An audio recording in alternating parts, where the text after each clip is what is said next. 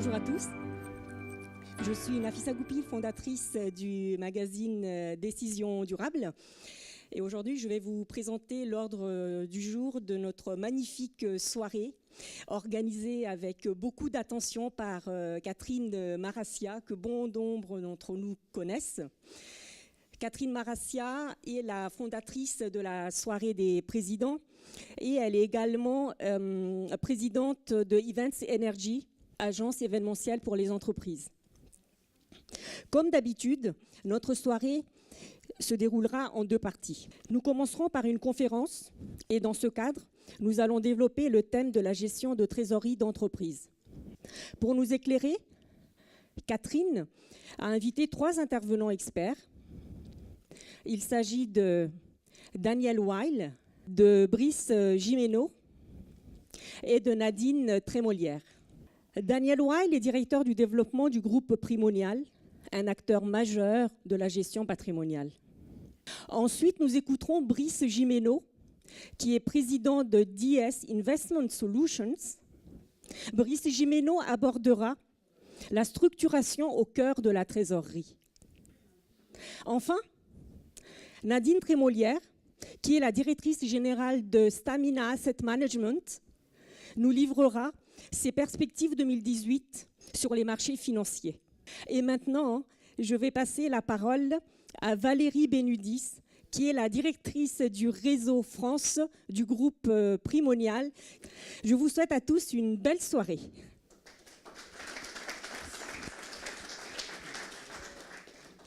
Bonsoir à tous et merci Catherine de nous accueillir dans ce très beau lieu. Alors, moi je représente donc Primonial Gestion Privée, le réseau salarié du groupe Primonial. Donc je viens vous en dire quelques mots avant de laisser mes experts intervenir. Pour ceux qui ne connaîtraient pas encore le groupe. Donc Primonial, c'est le leader indépendant en France de la gestion de patrimoine. Le réseau salarié de Primonial Gestion Privée se compose aujourd'hui de 150 consultants en gestion de patrimoine qui sont un peu partout en France. Nous avons 15 agences. Nous avons dans ce beau groupe 650 collaborateurs maintenant. Au total, nous gérons 40 000 clients. Nous avons déjà 23 milliards d'encours gérés. Donc c'est un petit groupe mais qui devient grand. La presse le relaye d'ailleurs pas mal ces dernières semaines.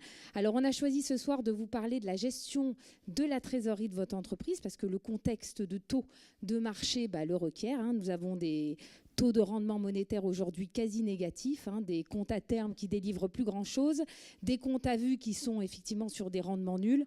Donc on a voulu vous présenter des solutions qui se veulent alternatives et surtout très innovantes puisque c'est l'ADN du groupe Primonial, l'innovation avec différents labels qui sont relayés par la presse encore il y a quelques jours. Voilà, donc je vais laisser la parole à mes experts. On va commencer par Nadine Trémolière qui va nous donner les perspectives du marché 2018.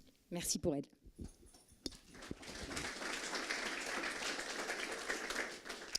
Bonsoir à tous et à toutes.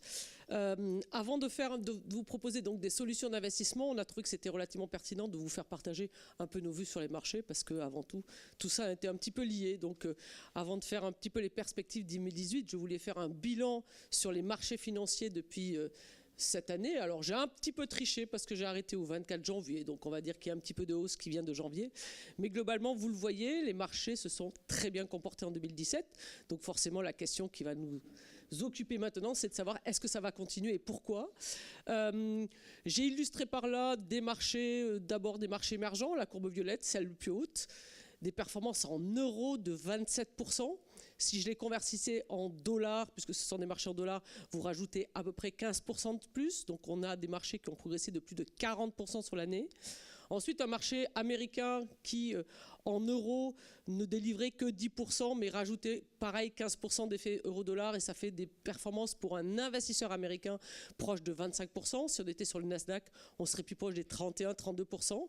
Et puis notre marché Eurostock 50, donc les actions européennes, qui ont fait pas si mal que ça, 14,39. Vous verrez, c'est quand même un petit peu le marché sur lequel on a l'impression qu'il y a le plus de potentiel sur les années à venir. Et puis à côté de ça, des produits que vous connaissez bien, et qui commence à peiner de donner des performances positives, c'est-à-dire c'est les bonds, donc c'est la ligne jaune qui représente les obligations émises par les États, donc les obligations gouvernementales, qui ont fait 0,26%. Donc en un mot, hein, même si vous étiez sur des obligations longues, je n'ai même pas parlé de monétaire qui serait négatif, vous avez une performance extrêmement négligeable. Et vous avez un tout petit peu plus de performance sur tout ce qui est obligations privées, mais même la différence de rendement entre les différents marchés nous paraît relativement significative et plus très attractive. Quand on le regarde sur une performance de plus de 5 ans, encore une fois, on a toujours un petit peu dans l'esprit que ces dernières années, on a connu une baisse des taux très importante qui a fait que ces obligations se sont renchéries.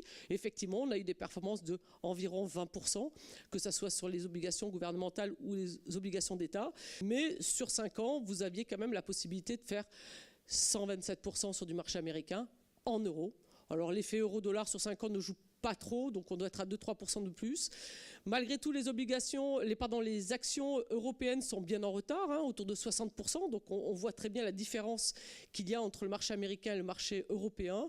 Et puis les marchés émergents qui, après avoir connu une année, on va dire 2 ou 3 années très difficiles entre 2013 et 2016, commencent effectivement à rattraper un petit peu ces marchés-là. Donc la question qui va se poser, c'est quid de 2018 ? Est-ce qu'on va avoir une année aussi favorable sur les actifs dits risqués? Je sais bien qu'on s'éloigne un petit peu du sujet qu'on avait essayé d'aborder au départ, c'est-à-dire la trésorerie de votre entreprise. On sait, et j'imagine que vous dites, la trésorerie d'entreprise n'est pas forcément compatible avec un investissement en actions qui a a priori une durée de vie plus longue que l'horizon d'investissement que vous avez sur une trésorerie d'entreprise. Oui, mais les obligations, comme le marché monétaire, ne sont plus une solution.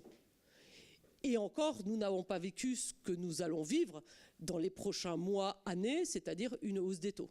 Et là, on va se retrouver avec des rendements qui, au lieu d'être à 2%, vont être à -3, -5 ou -10. Et je ne vous parle pas d'un cas très désagréable de krach obligataire. Je vous parle juste que... Mais arrêtons-nous là et passons un petit peu de l'explication. Essayons de comprendre est-ce que ces mouvements vont continuer et pourquoi. Alors, je vous ai mis ce graphique totalement illisible, veuillez m'en excuser, mais c'est l'évolution, on va dire, de ce qu'on appelle l'indice mondial des directeurs d'achat, c'est-à-dire c'est l'indice de confiance des industriels, de vous. Hein, c'est vous qui faites des enquêtes auprès d'un certain nombre d'instituts qui vont essayer de mesurer l'appétence, on va dire, à l'activité, l'optimisme de ces différentes entreprises. Est-ce que les entreprises sont optimistes ou pas ? Et on s'aperçoit que, voyez, le vert, c'est quand vous êtes très optimiste, le rouge, c'est quand vous êtes pessimiste. Et pour la première fois depuis très longtemps, depuis pratiquement plus d'une année, on a tous les principaux pays qui sont tous en vert.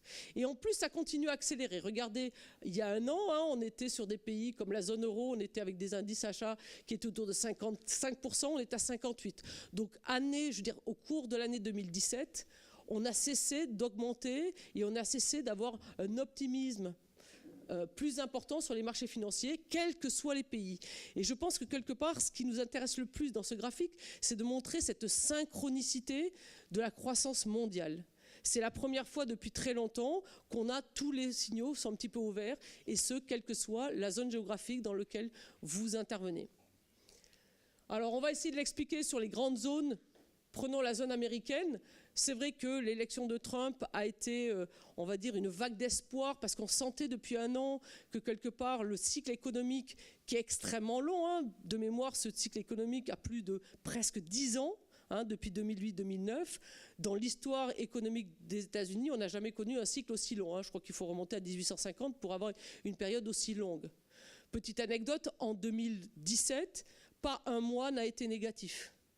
C'est la première fois depuis un certain nombre d'années, qu'on a tous les mois qui ont fini dans le vert. Donc aux États-Unis, quand on regarde un petit peu la situation macroéconomique, on s'aperçoit que ça continue à accélérer. C'est-à-dire que la croissance n'est pas forcément, on va dire, elle n'a pas une accélération, mais elle reste forte. Et en plus, dans ces chiffres-là, donc vous le voyez par le biais justement de ces enquêtes du PMI, hein, le manufacturier, regardez, il est en hausse. Alors le service peut-être était très haut, il est en train un petit peu de diminuer, mais quand vous regardez dans les détails et vous apercevez qu'est-ce qui nous intéresse, cette courbe rouge. Regardez, ça représente la confiance des ménages et c'est elle qui drive quelque part l'activité, et pour l'instant, elle n'est pas vraiment en train de baisser. Vous les avez là, les indices de confiance qui ne cessent de monter. Donc en fait, on se retrouve dans une situation où, oui, la situation américaine est sûrement un peu en fin de cycle, mais ça n'empêche que le consommateur, il est toujours positif. Et comme on sait qu'il est le principal, on va dire, driver de la croissance américaine, rien ne laisse penser qu'on est arrivé en fin de cycle. Et en plus, vous avez bien vu que pour la première fois depuis un an, M. Trump a réussi à faire passer une mesure, c'est sa mesure fiscale. Et cette mesure fiscale est quand même très favorable à la fois aux entreprises et aux ménages, hein, puisqu'on a beaucoup parlé de la baisse de l'impôt sur les sociétés, forcément sur les sociétés, mais on n'a pas trop parlé de la partie du volet personnel et donc de la baisse des impôts au niveau des particuliers. Donc la situation américaine est dans une situation où l'économie, bien sûr qu'on est plus proche de la fin du cycle que du début, mais ça n'empêche qu'on ne voit pas quel serait actuellement le coût qui ferait que l'économie commence un petit peu à décélérer. Regardons la zone euro. La zone euro, il y a quand même quelque chose qui est relativement extraordinaire, c'est regarder la courbe bleu foncé. Regardez cette courbe bleu foncé qui est en premier. C'est quoi? C'est la France. C'est la première fois depuis 5 ans. Alors, est-ce qu'on peut dire qu'il y a un effet Macron? Peut-être. Peut-être que non, mais c'est la première fois qu'au sein des pays européens, la France est presque en tête de la croissance économique de la zone. Autre graphique qui m'a paru intéressant, regardez en 2017, tous les pays de la zone euro sont en croissance, tous. Il y a en 2014, donc il y a 3 ans, vous n'en aviez que 40%. Donc on sent vraiment que cette croissance dans la zone euro, ça y est, ça a pris. Hein, le quantitative easing, toutes les mesures accommodantes qui ont été prises par le banquier central, elles se sont diffusées à l'économie. Peut-être pas assez, mais elles se sont diffusées à l'économie. On le voit, même la Grèce, le Portugal, l'Espagne, l'Italie, tous ces pays-là qui étaient quand même en souffrance ces 2 ou 3 dernières années. Et ceci explique l'embellie des marchés européens. Et pareil, encore une fois, quand on regarde les surprises économiques, tous les éléments qu'on peut regarder sont favorables à justement la prise de position sur des actifs longs, sur des actifs risqués et notamment sur les actions européennes. Pareil, on a de nouveau, regardez on va dire, qu'est-ce qui constitue le moral des ménages? Eh ben, c'est beaucoup basé sur la situation économique générale. Il y a une perception bien meilleure d'une amélioration de la société, de la situation économique, pardon, qui a sûrement été amené par l'élection. Et puis, il y a effectivement le chômage qui baisse, peut-être pas trop flagrant encore chez nous ou en Espagne, mais il y a certains pays, notamment l'Allemagne, qui ont des véritables problématiques de suremploi. L'euro n'est pas encore un problème, même si, c'est ce que je vous disais un petit peu en préambule, on a quand même un euro qui est relativement fort. À un moment, ça va poser des questions, et notamment, ça interpelle un petit peu la BCE. Ça va un petit peu jouer sur sa capacité ou pas de resserrer très rapidement. Mais ceci dit, pour l'instant, encore une fois, en zone euro, il n'y a pas de signaux extrêmement défavorables qui pourraient percevoir ou laisser percevoir une baisse de l'activité. Par contre, on a un souci. Et ce souci, il est amené par l'inflation. Jusqu'à maintenant, on était dans le monde rêvé, c'est-à-dire une croissance relativement, on va dire, modérée à forte, sans inflation. Et ça, même les banquiers centraux n'arrivent pas à comprendre comment ça peut arriver. Hein, généralement, quand vous avez une activité qui est en hausse, vous avez une inflation qui redémarre. Mais l'inflation, elle redémarre. Le problème, c'est qu'on était à des niveaux tellement bas qu'on ne la voit pas forcément redémarrer. Mais regardez les derniers chiffres qu'on a eu actualisés. Vous voyez, aux États-Unis, on est quand même sur un rythme de 2,2. En Angleterre, malgré le Brexit, alors eux, ils vont avoir un véritable problème parce qu'eux, ils ont l'économie qui est en train de baisser avec une inflation qui se fait jour. Et puis, vous voyez, en Espagne, on le voit, en Irlande, on a quand même une inflation qui est en train de revenir et surtout la tendance est quand même à la hausse de l'inflation. Ça, c'est quelque chose qui n'est pas du tout anticipé par les marchés. C'est vraiment, à notre sens, la crainte future des marchés. Pourquoi la crainte future des marchés? Parce que ça veut dire que si effectivement l'inflation redevient, on va dire, plus importante, ça va entraîner un resserrement monétaire plus rapide des banquiers centraux. Qui dit des taux plus bas, qui dit des taux plus hauts, dit effectivement, le premier marché qui va être impacté, ce sont les obligations. Donc tous les possesseurs d'obligations vont voir leur cours baisser par le fait que les taux vont remonter. Donc là, je l'ai illustré par cette partie-là, pardon. Hop, vous voyez la courbe des taux il y a un an, regardez les États-Unis déjà. Sur la partie court terme, on a quand même une hausse significative des taux court terme. Alors, c'est sûr qu'ils ont augmenté les taux. Pour l'instant, ça ne se voit pas sur la partie longue de la courbe. Donc, ça veut dire qu'en fait, pour l'instant, le marché a une espèce de situation un petit peu bizarre, c'est-à-dire que, qu'est-ce que c'est qu'un taux long? C'est un taux d'inflation plus un taux de croissance. Donc si on part du principe que la croissance aux États-Unis est autour de 2,2, allez, même 2%, et qu'ils ont une inflation autour de même 1,5, ça ferait des taux longs autour de 3,5%. Même chose en Europe d'ailleurs, hein. Or, les taux longs chez eux sont toujours autour de 2,60, ils sont en train de monter actuellement. Et en Europe, c'est encore pire, ils sont autour de 0,50. Donc on sent vraiment qu'il y a une grosse différence entre ce que le marché price, c'est-à-dire ce que le marché voit, et ce que le banquier central est en train de faire. C'est-à-dire, en un mot, le marché ne croit pas que le banquier central va resserrer ses taux plus fortement que ce qu'il devrait le faire quand on regarde les indices d'inflation. Et là, on a un vrai risque pour le marché. Parce que dans ces cas-là, les marchés vont être obligés, s'il y a plus de hausse des taux de la part des banquiers centraux, il va falloir qu'ils resserrent plus sérieusement et donc ça va affecter un certain nombre d'actifs. Il y a ce petit graphique qui est amusant, c'est de regarder la taille du banquier central aux États-Unis. Vous voyez, Paul Volcker, il faisait plus de 2 mètres. Et puis au fur et à mesure que les taux baissent, et ben, la taille, elle baisse. Et puis il y avait Janet Yellen, le dernier président de la Banque centrale. C'est la plus petite, c'est elle qui a commencé à amorcer les taux qui remontent. Et puis on a Jérôme Powell, le nouveau président de la Fed, qui est un peu plus grand. Donc on imagine que l'inflation et que les taux d'intérêt vont remonter. Non, c'est très clairement, on le voit, hein, que ça, c'est un petit peu la BCE qui commence un petit peu à arrêter ses programmes d'achat, la Fed qui va commencer à baisser sur la taille de son bilan. Tous ces éléments-là peuvent être négativement impacter le marché. Et le principal risque de nos marchés, c'est cela. Alors, quels sont les risques réellement? Ils sont sur le taux monétaire. Le taux monétaire ne va cesser de monter. Alors, vous allez me dire peut-être que ça va retrouver un petit peu de valeur sur les marchés monétaires et de ne plus avoir des taux négatifs. On a un problème sur l'obligataire, c'est que tous possesseurs d'obligations vont se retrouver avec une baisse de leurs investissements. Et puis, les marchés actions qui devraient continuer à progresser dans un premier temps jusqu'au moment où les taux d'inflation ou les taux monétaires, s'ils deviennent trop importants, elles vont commencer un petit peu à affecter les entreprises et notamment leurs marges. Alors, souvent, on a tendance à dire que les marchés actions sont chers. Oui. Ils sont chers. Oui, ils sont chers. Ils ont progressé relativement fortement ces dernières années, donc ils sont chers. On le voit beaucoup aux États-Unis, un petit peu plus. Vous voyez, par rapport à la moyenne historique de 2001 à 2017. Oui, mais n'oublions pas qu'il y a quand même 2008 au milieu. Et en général, on n'est pas dans un système de bulles, hein. Une bulle, on dit, c'est environ 3 standard deviation au-dessus de la courbe de la moyenne historique. Là, on doit être à 1,5 ou 1,7. Donc, on est loin d'un emballement qui laisserait penser qu'on est vraiment très surévalué. Et regardez le marché européen, voire le marché émergent, on n'est pas loin de la moyenne historique. Donc, fondamentalement, pourquoi on a ces indicateurs qui nous laissent penser que le marché n'est pas cher? C'est parce que juste les bénéfices ont augmenté à peu près de la même valeur que les prix. Hein, donc si vous avez vos earnings qui montent en même temps que votre prix, quelque part, vos multiples sur les marchés, qui montent, la valorisation des marchés, ne montent pas. Forcément, le marché européen est plus attractif et il devrait bénéficier de ces flux favorables. Ça, c'est aussi une des raisons pour lesquelles l'euro monte. Hein, c'est que les Américains qui, pour l'instant, voyaient un peu la zone européenne comme une espèce de zone de repoussoir avec des problèmes politiques, avec un certain nombre de problèmes économiques, sont en train de revenir sur le marché, réinvestissent en Europe, ce qui est quand même relativement une bonne nouvelle pour nous. Donc, quels sont les risques réels on va dire, qu'on peut avoir en 2018? Le principal problème pour moi, c'est le pilotage monétaire trop agressif de la Fed. C'est-à-dire que la Fed, à un moment, se met à avoir peur de son inflation et commence à remonter ses taux trop rapidement. Et ça risque d'arrêter directement la croissance américaine, qui peut être un petit peu trop molle.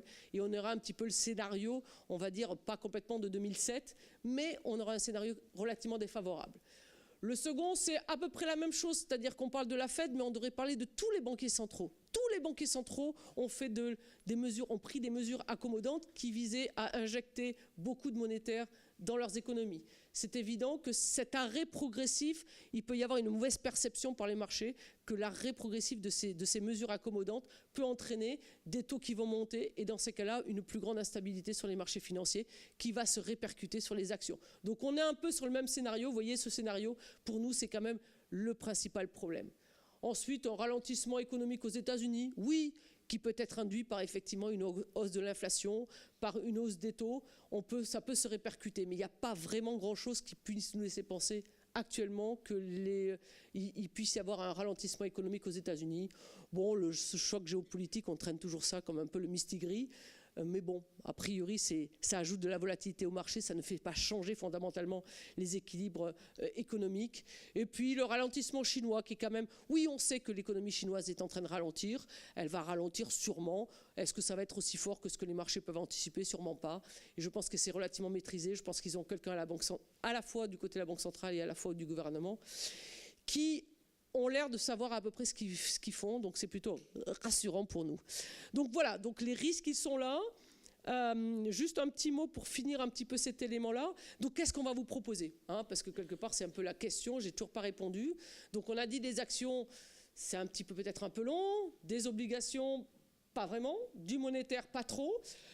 On a quand même sélectionné, alors j'appelle ça de la gestion de trésorerie moyen terme, des produits qui sont un peu très spécifiques, qui sont les obligations hybrides.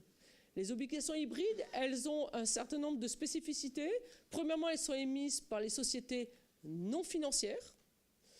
Ensuite, elles ont des maturités très longues. Vous allez me dire, vous n'avez pas forcément envie d'avoir des maturités très longues dans un cadre d'une courbe des taux qui se quantifie, c'est-à-dire des taux longs qui remontent. Oui, mais en général, vous avez beaucoup de possibilités de rappel qui font que pour l'émetteur, c'est très intéressant pour eux de les rappeler. Et donc, on a plutôt des échéances qui sont autour de 4-5 ans. Avec, alors c'est des dettes subordonnées, hein, ce ne sont pas des dettes seniors, donc c'est des deuxième rang, entre guillemets, s'il y a un problème sur l'entreprise. Mais quelque part, en général, on s'aperçoit que c'est des sociétés qui sont relativement bien valorisées, qui sont relativement saines, et puis qui ont... Alors, quel est l'intérêt pour l'émetteur? L'intérêt pour l'émetteur, c'est que lorsque vous avez besoin d'augmenter vos fonds propres et vos capitaux propres, et que vous avez besoin, par exemple, de faire une augmentation de capital, ça coûte cher, hein, en général, ça fait plomber votre action. Émettre de l'hybride, ça vous évite justement de toucher à le cours de votre action, parce que c'est considéré par à la fois les normes IFRS et par les agences de notation comme des fonds propres. Donc c'est l'intérêt pour beaucoup de sociétés, c'est de pouvoir s'emprunter sur ces éléments-là. Et l'intérêt pour les investisseurs, c'est-à-dire pour nous, généralement, si vous avez un spread, donc un écart de taux d'emprunt de ces souches hybrides qui sont supérieurs à celui d'un senior, et vous avez un spread qui n'a cessé de s'élargir ces dernières années et qui est relativement toujours attractif. On a environ 4%, 4,5%. Donc si on le regarde à 60 ans, forcément vous avez une rémunération autour de 4,5%, 5%. Si vous le regardez à 3 ou 4 ans, vous avez un niveau d'investissement ou un niveau de coupon qui est très attractif par rapport à celui que vous allez avoir sur du high yield avec un risque inférieur, puisque vous avez des sociétés qui généralement sont toujours très très bien cotées. Donc voilà, ça c'est une alternative. On le regarde maintenant par les performances. Vous voyez, par exemple 2008, qui est quand même un peu le worst case scénario, c'est une classe d'actifs qui a fait moins 12,5, mais quand vous le regardez avec le rebond sur 2 ans, avec le rebond de 2009, on est quand même sur des scénarios extrêmes. Vous aviez quand même un gain non négligeable. Alors peut-être que c'est le scénario de 2007-2008 qui est vraiment défavorable, mais encore une fois, rappelez-vous de ce qui nous avait entraîné à cette catastrophe un peu qu'on ne voit quand même pas tous les 10 ans. Et dans l'ensemble, on a quand même des performances, même si vous le regardez sur 2 ans. Donc un investissement à 2 ans nous paraissait intéressant de vous le proposer. Donc ça, c'est un petit peu quelque chose d'un peu diversifiant qui peut être attractif et qui peut être un peu novateur au milieu des instruments un peu plus classiques que nous vous proposons. Donc voilà, moi j'ai fini sur cette partie-là. Je vais laisser la place à Brice qui va vous parler des produits structurés, encore une autre solution. Merci bien.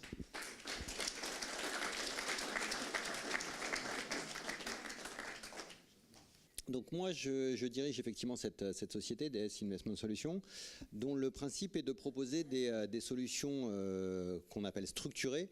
Alors, ça vous parle peut-être pas à tous. Les solutions structurées, c'est des produits on a beaucoup développé ces produits-là dans les années 2005, 2010.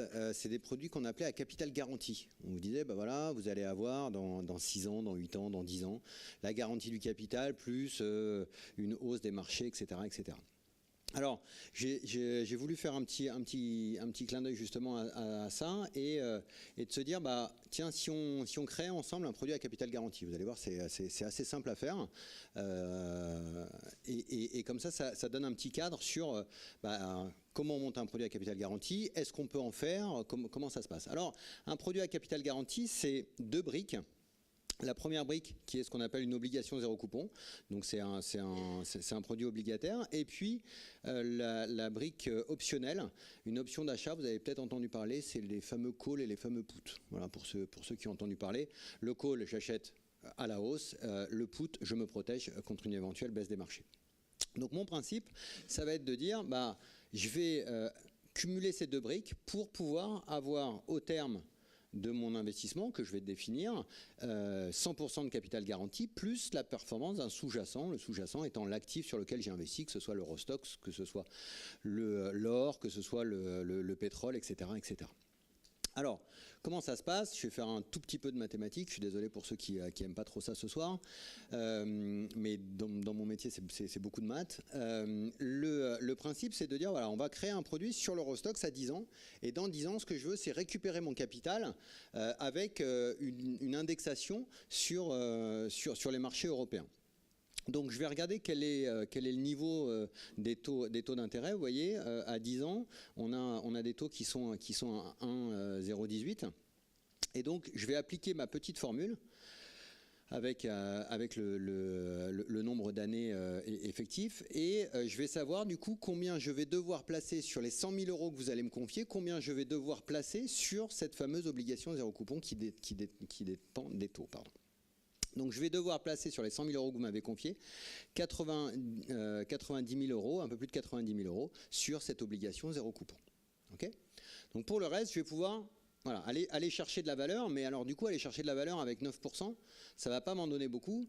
Alors heureusement, on n'investit pas sur les marchés, sinon on aurait 9% de la hausse. Voilà, il faut que les marchés montent beaucoup pour pouvoir avoir une performance intéressante au terme.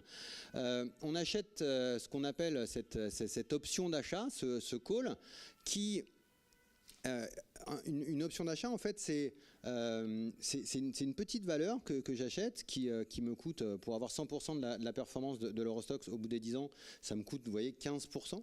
Hein, donc avec 15, j'ai le droit d'avoir 100%. Donc j'ai un effet de levier qui est assez intéressant. En contrepartie de quoi? Il n'y a rien de gratuit. En contrepartie de quoi? Si jamais les marchés sont négatifs, tout ce que j'ai investi, ça vaut zéro. J'ai tout perdu. Mes 15% valent zéro. Ça tombe bien puisque mes 90 vont me donner 100, mes 9 me donneront 0. C'est bien le deal qu'on a passé ensemble, c'est de se dire, au terme, j'aurai bien 100%. Okay, donc, avec ces 9%, je vais acheter un call. Mais comme je vous l'ai dit, un call, pour avoir 100% de la performance, il faut que j'ai 15%. Donc, je n'ai pas assez pour avoir 100% de la performance. J'applique ma petite formule et je vais avoir que 60% de la performance de l'Eurostoxx. Alors, ce qui est déjà pas mal, mais... je m'aperçois que la garantie en coût de capital me coûte très cher. Et effectivement, dans les années, comme je vous disais tout à l'heure, dans les années 2005, 2006, 2007, on avait des taux qui étaient à 5%. Et là, on arrivait à avoir 100% de la hausse des marchés, 100% de la garantie du capital. Voilà. Tout était merveilleux. Aujourd'hui, c'est très difficile. Et alors... on a créé ce produit, donc voilà, on l'a créé le produit, hein, c'est fini, sur une maturité qui est très longue. L'horizon d'investissement est très long, et c'est vrai qu'aujourd'hui on a du mal à se projeter sur des horizons aussi longs. Donc on aimerait bien avoir des rendements plus intéressants sur des maturités plus courtes. Malheureusement, les taux ne jouent pas en notre faveur. Donc là, on a créé un produit à 10 ans avec un taux de un peu plus de 1%. Si je fais un produit à 1 an, j'ai un taux négatif. Alors, on en parlait avec Valérie, qui est intervenue tout à l'heure, qui me disait j'ai un client qui a 45 millions d'euros à placer, il faut que tu lui fasses un produit à 1 an. Oui, ça t'amuse. Je dis, non, je ne peux pas le faire en fait. Regarde, les taux, ils sont à moins 0,063. Alors, c'est pas beaucoup, mais... à 1 an, si je veux lui garantir le capital, ça me coûte à moi 0,06%. D'accord? Donc je ne peux pas le faire. Voilà. Donc les montants sont parfois très importants, mais c'est pas pour ça qu'on peut... Voilà. À 2 ans, vous voyez que c'est guère mieux, etc., etc. Et effectivement, plus on avance, plus on arrive à faire des choses, mais malgré tout, ça reste très peu... très difficile de faire des produits à des maturités inférieures à 8-10 ans. Voilà. Alors, est-ce qu'on a l'horizon de placement devant nous pour pouvoir le faire? Voilà, c'est pas toujours évident. Donc, on essaye de proposer des alternatives. Bien entendu, on va pas s'arrêter à se dire on peut pas faire. On va essayer de proposer des alternatives. Et en proposant des alternatives, on travaille beaucoup en ce moment sur une classe d'actifs qui nous intéresse beaucoup, qu'on appelle les CLN. Alors, c'est un terme un peu barbare, qui veut dire Credit Linked Note. Credit Linked Note, c'est un investissement qui va être adossé à un risque de crédit. D'accord ? Alors, je passe rapidement pour avoir des cadres. Ce ne sont que des idées, il n'y a pas de proposition d'investissement. C'est les différents produits qu'on a émis récemment pour nos clients. Là, on a créé un produit sur cette valeur qui va nous verser pendant 6 ans 4,40 de coupons. Voilà. J'ai cette valeur. Ces valeurs, elles sont indicatives. Encore une fois, elles ont été validées par le client, puisque là, on est sur des solutions qui sont dédiées au client. On va aller voir le client, un chef d'entreprise, trésorier d'entreprise, qui a un petit peu de trésorerie. On lui dit, bah voilà, est-ce que ça vous intéresse qu'on crée une solution pour vous ? On va valider l'ensemble des entreprises sur lesquelles on va investir, puisque là, le principe, c'est risque de crédit, donc il ne faut pas que j'ai un événement de crédit sur ces entreprises. Est-ce que les entreprises comme Rallye, comme Avis, comme Loxam, CMA, CGM, c'est des sociétés qui vous conviennent? Est-ce que vous pensez que sur les 5 prochaines années, ça peut faire un événement de crédit? Oui, non. Si c'est oui, bien entendu, on lui propose une autre valeur. Si c'est non, on avance dessus. Donc là, le principe, c'est assez simple. Hein. Pendant 6 ans, l'investissement va délivrer un rendement de 4,4% tous les ans à date anniversaire. Et puis au terme, si je n'ai pas d'événement de crédit, ça va me rendre mon capital. Voilà, tout simplement. Le rendement de 4,40 est trop élevé, je dois prendre un risque que je ne maîtrise pas. Je préfère avoir du 3%, du 2,5%, ça me suffit. Bien entendu, les valeurs qui sont là, on va avoir des valeurs qui sont un peu moins risquées, parce que ça va me permettre effectivement d'aller chercher de la valeur. Je ne dis pas que j'aurai du total à l'intérieur, mais je vais avoir des entreprises qui sont plus solides. Le principe, c'est, encore une fois, une solution dédiée qu'on va monter pour le client, sur laquelle il va pouvoir s'identifier, et avec un risque qui est défini à l'avance.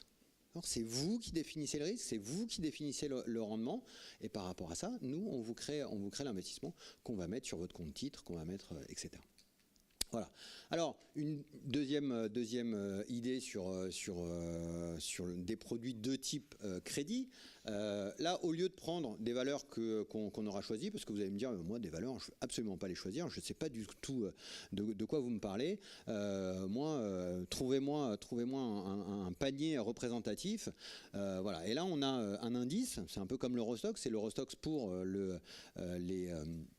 ce qu'on appelle le high yield.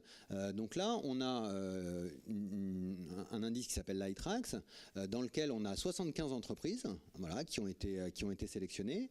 Et sur ces 75 entreprises, en fait, on va s'investir un petit peu de la même façon. Et là, voilà, donc ça c'est le déroulé de toutes les entreprises. Voilà, ça n'a pas beaucoup d'intérêt ce soir, mais vous l'aurez à disposition. Donc le principe là, c'est de dire, voilà, on va avoir un rendement de 3,15 par an. 3,15 par an, ça me suffit, ça me convient. Et sur ces 75 entreprises, du coup, j'ai augmenté mon risque, parce que j'en ai plus 7, j'en ai 75. Potentiellement, je vais avoir plus d'événements de crédit. Non, là, le principe, c'est de se dire, les 12 premiers événements de crédit sont couverts. Ça ne vous coûte rien, c'est un joker, on va dire. Voilà, on vous couvre contre les 12 premiers événements de crédit. Alors de la même façon, si vous êtes couvert contre seulement 10 événements de crédit, vous allez avoir plus 3,15 de rendement, mais 3,50.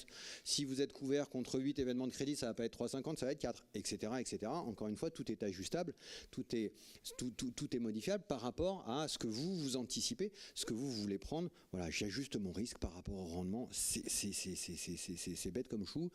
C'est ce qu'on fait dans tous les cas. Et à partir du 24e événement de crédit, là, c'est là que j'ai un risque en capital qui est important. Alors, on a parlé des produits adossés à du crédit. Là, voilà, idée de solutions qui vont être indexées sur des risques d'État. Voilà. Alors, risque d'État, voilà, qu'est-ce que vaut l'Italie? Ça peut me payer un coupon fixe de 1,75. Si je m'investis sur la Roumanie, c'est 1,80. Voilà. Encore une fois, c'est juste pour vous donner des idées de ce qu'il est possible de faire. C'est très vaste. Hein. On peut faire un tas de choses. Encore une fois, on monte un cahier des charges ensemble et on va regarder comment on peut travailler dessus. Ça peut être de l'État, mais ça peut être également du corporate. Petrobras, Citigroup, voilà. Par rapport à tout ça, on va donner, si je prends par exemple Petrobras, qui est du pétrole brésilien, je vais y arriver. Là, voilà, on a un produit qui paye entre 1 et 4%. Tous les ans, et qui est le CMS 10 ans, donc le taux 10 ans plus 0,94. Si on prend Citigroup, un établissement bancaire, on a encore une fois un coupon qui est entre 1 et 4%, et qui va me verser du CMS 10 ans plus 0,34, etc., etc. Voilà, c'est juste des idées d'investissement. Après, on peut faire également, on a parlé de l'euro, on peut faire des produits en dollars, en devises. Voilà, ça peut être du sterling, ça peut être du yen, ça peut être, etc.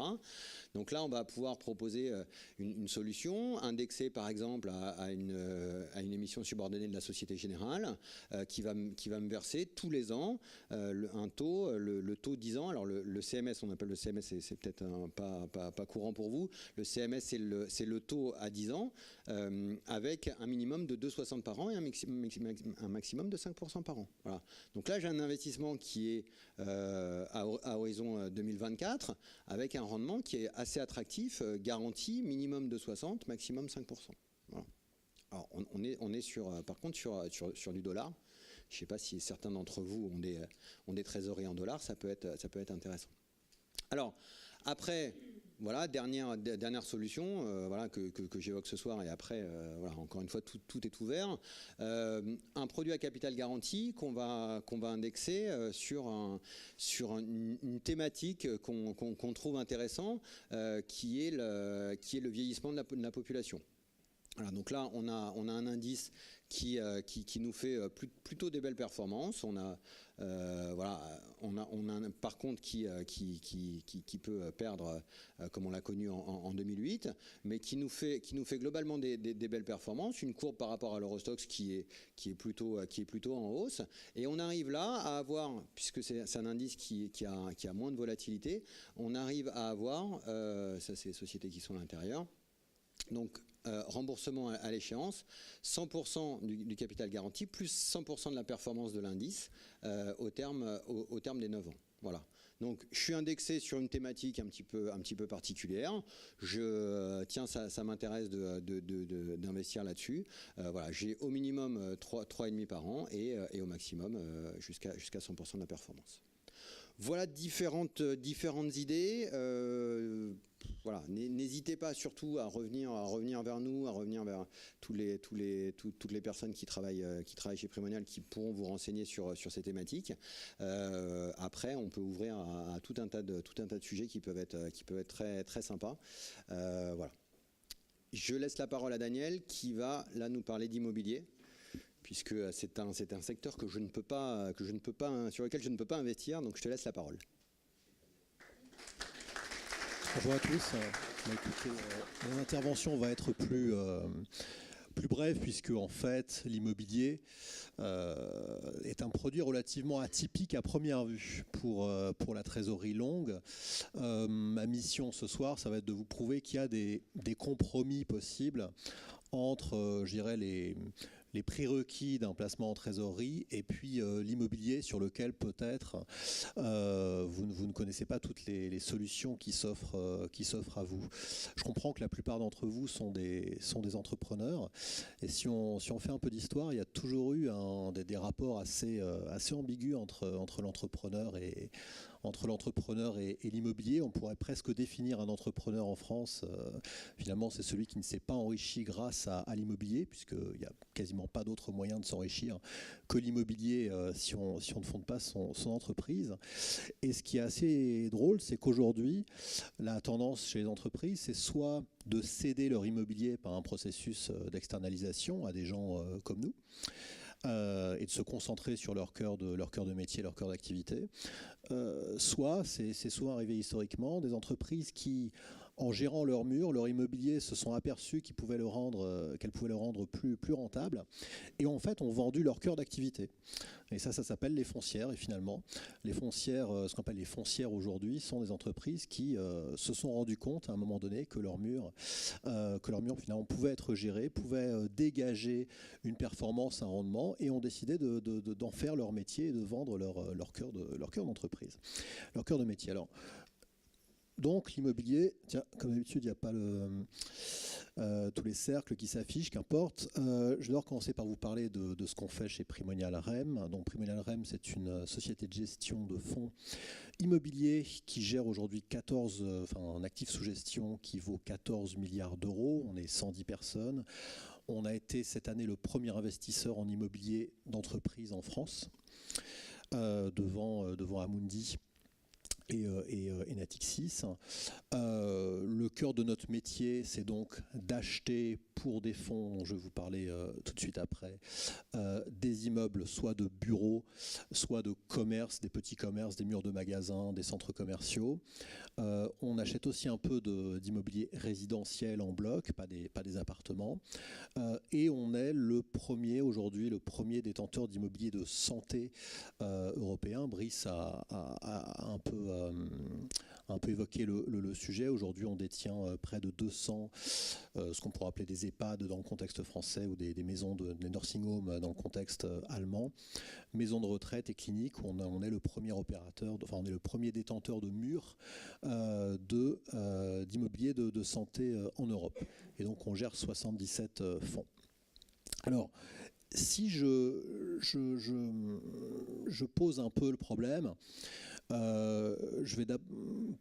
pourquoi est-ce que j'ai un peu intitulé mon intervention l'immobilier est une solution pour la trésorerie de long terme? C'est parce que l'immobilier, c'est pas la solution. Ça ne peut pas être la solution. C'est une solution. Mais ça peut être une solution. C'est-à-dire que beaucoup de gens parmi vous pensent certainement que l'immobilier est quelque chose de totalement incompatible avec un placement en trésorerie. La première chose à bien voir, c'est que l'immobilier peut être titrisé. Alors ce mot n'a pas bonne presse depuis 2008, mais on va parler de fonds collectifs et tout va bien se passer. Et donc, il y a des fonds aujourd'hui qui s'appellent les SCPI, qui s'appellent les SCI, qui s'appellent les OPCI, qui peuvent acquérir des biens immobiliers en faisant appel public à l'épargne, c'est-à-dire en levant des capitaux auprès de clients comme vous, comme des institutionnels, qui vont l'investir dans un grand nombre de biens. D'accord ? Et justement, c'est cette granularité-là qui va être intéressante et qui va rendre possible l'application, l'investissement en trésorerie de ces fonds. Et donc, on va pouvoir acquérir, alors là, je vous ai donné deux exemples, mais ils sont un peu massifs, d'actifs qu'on a, nous, sous gestion. Il y a le siège de Coca-Cola, qui est boulevard de Stalingrad à Issy-les-Moulineaux, qui est un immeuble neuf, qui est d'ailleurs l'immeuble le plus vert du monde. C'est celui qui a le plus de certifications environnementales. Il a reçu un prix il y a quelques mois. Et puis là, c'est un hôpital en Italie, Maria Cecilia Hospital. On est très investi sur tout ce qui est clinique et maison de santé, pour des raisons que je vais vous détailler. Donc on peut, dans des fonds d'immobilier collectifs, faire des achats qui peuvent commencer à 2 000 € et qui peuvent atteindre plusieurs millions d'euros sans être obligés d'acheter un immeuble en bloc, et qui peuvent donc s'investir dans un très grand nombre de biens. On gère 700 immeubles loués à 7000 locataires.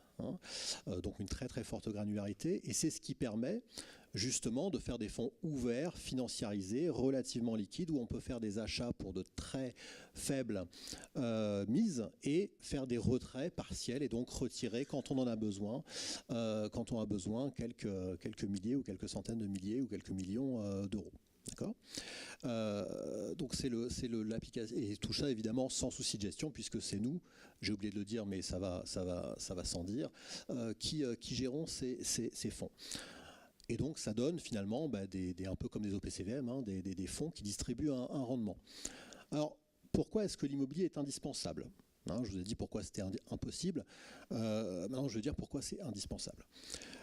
c'est indispensable parce que, comme le disait Nadine, on est dans un contexte où finalement la hiérarchie des placements s'est complètement renversée, où finalement nous, quand on veut investir sa trésorerie, elle est rémunérée à moins 0,40, hein, si on est en trésorerie pure et dure en négociation sans négociation avec la banque, c'est-à-dire qu'on perd de l'argent aujourd'hui en gagnant, si je puis dire.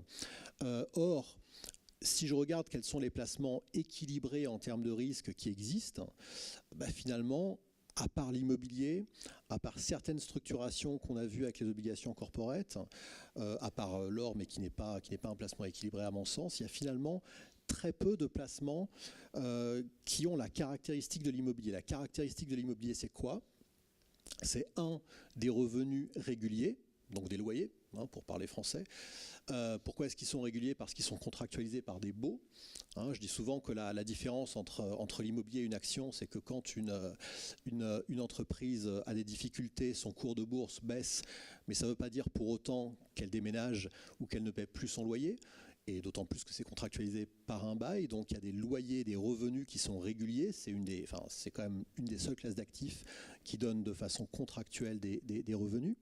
La deuxième chose, c'est que c'est un actif qui est beaucoup moins volatile que ce qu'on trouve sur les marchés actions, puisque, et ça vous l'avez peut-être vécu, mais un bien, la moyenne de variation de valeur vénale, hein, d'expertise, elle est de -6 à +6 dans les pires époques, hein, c'est-à-dire que la valeur d'un bien reste contenue d'une année sur l'autre, toujours dans ce tunnel-là, et d'autant plus qu'elle est fonction évidemment de la durée de bail qui reste à courir. Et enfin, c'est une des seules classes d'actifs qui profitent de la baisse des taux. Puisque le grand problème auquel on est tous confrontés, c'est que finalement, il n'y a pas beaucoup de moyens macroéconomiquement de profiter d'une baisse des taux que l'immobilier. D'accord ? Et donc, c'est bien pour ça que les fonds immobiliers ont connu un peu une collecte extrêmement importante ces dernières années. Et c'est bien pour ça qu'on peut difficilement faire sans l'immobilier aujourd'hui en gestion de patrimoine. Hein, l'immobilier, c'est 60% du patrimoine des Français, mais ça, c'est le patrimoine en direct. Mais même pour des institutionnels, pour des assureurs, il n'y a pas un assureur qui n'ait pas aujourd'hui une poche de 5. Alors, la moyenne, c'est 5 en France, 5% d'immobilier. Pourtant, sur des compagnies d'assurance vie pour lesquelles ils doivent garantir la liquidité, etc., etc. Donc, il faut de l'immobilier. La question, c'est comment ? Comment, d'autant plus que l'impératif de la trésorerie, il ne faut pas l'oublier, c'est d'être facilement mobilisable. Hein, sur le long terme, c'est là qu'on va jouer un peu avec l'adjectif longue. Elle doit être disponible et puis vous ne pouvez pas vous permettre d'avoir une perte en capital sur votre trésorerie. C'est bien ça l'équation. D'accord ? Or, il ne faut pas se leurrer, ces deux choses-là, bien sûr qu'elles peuvent arriver en immobilier. Bien sûr que l'immobilier n'est pas un actif liquide en soi. Hein, si moi je vends un immeuble, quand tout va bien, ça met 1 an. Et quand ça va mal, ça peut mettre 2 ans. Et il faut se transformer en homme sandwich pour vendre son immeuble. Donc ce n'est pas un actif liquide intrinsèquement.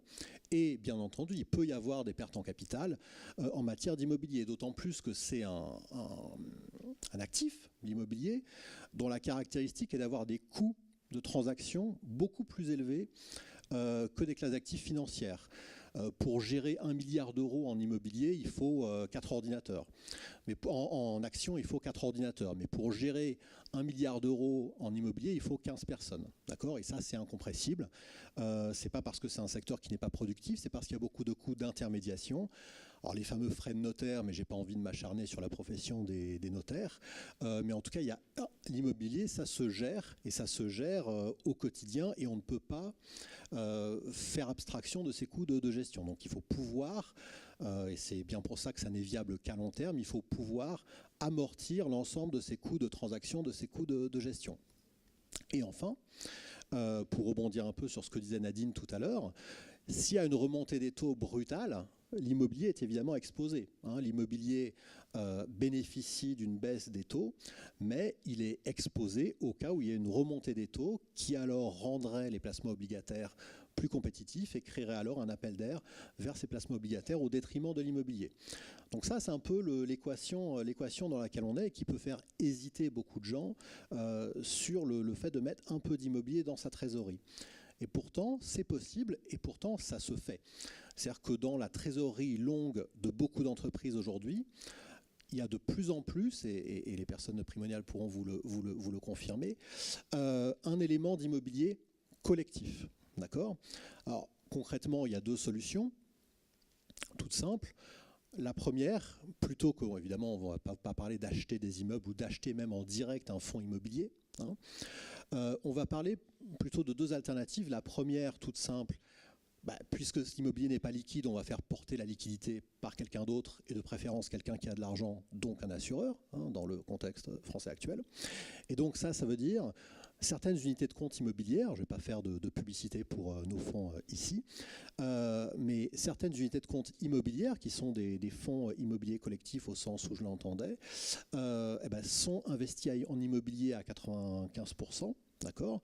On a un fonds qui fait 2,3 milliards, 177 lignes, donc c'est le deuxième plus important fonds immobilier en France, hein, qui s'appelle Capimo, qui est disponible exclusivement en unité de compte, donc en contrat d'assurance vie, donc en contrat de capitalisation si on parle de personnes morales, et sur lequel l'assureur garantit non pas le capital bien sûr, mais la liquidité sous 2 mois conformément au règlement des assurances vie. Donc si vous estimez que pour une trésorerie longue et que dans un cas extrême, 2 mois sont un délai tolérable pour une trésorerie longue, alors ça peut être intéressant pour vous d'utiliser cette solution en sachant que le mécanisme de ces fonds immobiliers, c'est toujours le même, hein, c'est que la liquidité au fil de l'eau est garantie, est faite, est organisée, si j'ose dire, par le fait que les souscriptions sont supérieures au retrait. C'est-à-dire que les fonds immobiliers, c'est un peu une bicyclette, hein, si ça s'arrête, ça tombe, mais il faut que ça collecte de plus en plus pour que la collecte puisse permettre de racheter les retraits. D'accord ? Il faut avoir bien ça en tête, en sachant que si ça s'arrête, alors, dans ce schéma d'assurance vie, vous avez l'assureur derrière qui peut vous garantir la liquidité, mais sous 2 mois sur ces fonds-là. Et donc, ça donne une performance qui ressemble à de l'immobilier, puisque le fonds est investi en immobilier, qui est de l'ordre de 4% avec 1% de volatilité. Donc, c'est vraiment le profil équilibré dont on parlait, avec justement ce système de portage de la liquidité par l'assureur. L'autre solution, ça s'appelle un OPCI, organisme de placement collectif immobilier. OPCI, c'est un OPCVM qui investit en immobilier à prépondérance, enfin un OPCVM à prépondérance immobilière, c'est-à-dire un OPCVM qui a 60% au minimum de son actif en immobilier. Là, contrairement à la SCI, l'OPCI va avoir une liquidité intrinsèque, c'est-à-dire que là, pour le coup, la liquidité est garantie par le fonds lui-même, mais le prix à payer, c'est qu'il y a 35%. C'est qu'il y a 40% de ce fonds qui est investi en actifs liquides, à l'image des actifs dont on a parlé tout à l'heure, qui peuvent être de la gestion flexible, de l'obligation corporate, des foncières cotées mais cotées en bourse, donc liquides en tout cas sur un marché réglementé. Et donc là, on va avoir un profil de performance qui sera de l'ordre de, on va dire, 2 points de volatilité en plus par rapport à une SCI, c'est-à-dire un peu plus performant, une espérance de performance un peu plus forte, mais une volatilité qui est, assez sensiblement plus forte, tout en restant équilibré, d'accord ?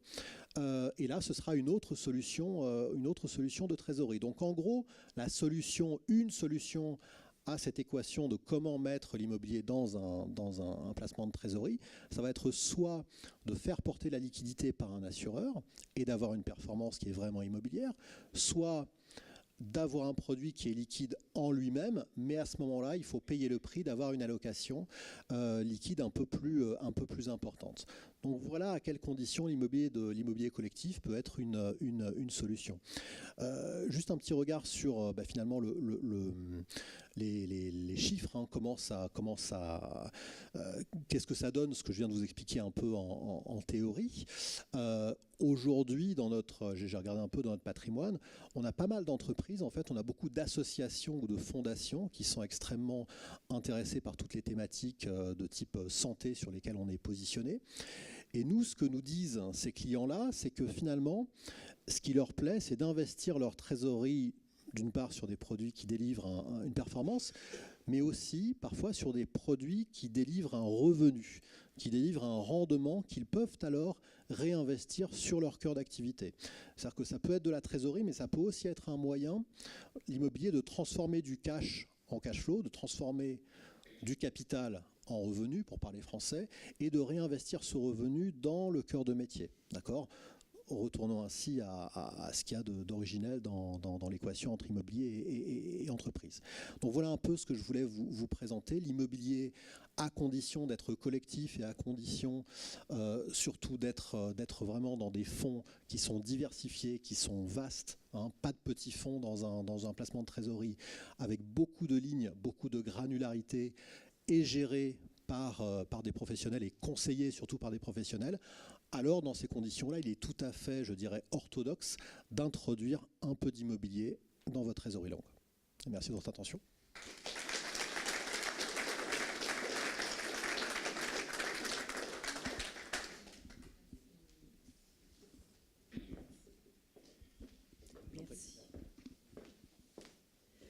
Merci mesdames, merci messieurs pour votre intervention.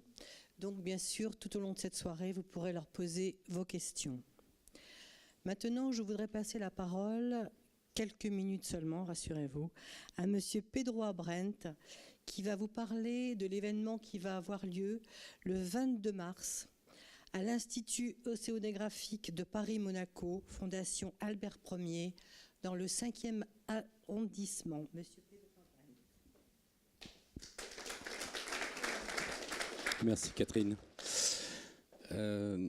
Donc pour l'événement du 22, on a fait en sorte d'avoir une certaine alternance et on va changer un petit peu le programme. Vous avez l'habitude de voir souvent des entreprises qui viennent vous présenter leur activité. Là, j'ai fait un choix un peu différent qui est de faire intervenir une table ronde avec notamment des élus, des députés français qui sont à l'Assemblée sur des thématiques liées à l'environnement. Et nous aurons, si tout va bien, même une représentante du gouvernement des Comores qui sera présente ce soir-là. La soirée sera globalement animée par Jacques de Groot, qui est un entrepreneur et qui travaille dans les microalgues et dans le CO2. Et nous allons faire à peu près 1 heure de présentation et de débat autour de la thématique de l'économie circulaire principalement, et notamment sur les territoires maritimes, que ce soit îliens ou côtiers. C'est des endroits où il y a énormément de choses à faire dans les années à venir. C'est une vraie thématique autour des ressources. Et j'espère que vous prendrez grand plaisir à nous rejoindre pour cette soirée-là, qui en plus aura lieu dans un cadre magnifique. Merci beaucoup. J'espère que vous avez tous bien eu votre feuille de préinscription. Alors pour ceux qui ne l'ont pas eu, merci de bien vouloir la récupérer. Ce sera sympathique de pouvoir vous recevoir lors de cette réunion. Maintenant, nous allons passer au plaisir gustatif. Sébastien Lafitte, vice-sommelier des championnats de France, a sélectionné pour vous ce soir des grands vins de qualité et champagne qu'il va vous faire déguster tout au long de ce cocktail dînatoire networking. Dans un autre registre, M. Laurent Gassi, et je vous assure qu'il faut goûter et tester, va vous faire découvrir le mojito sans alcool. Et je suis persuadée que vous allez aimer. Maintenant, je vous souhaite une excellente soirée et je vous donne rendez-vous au cocktail.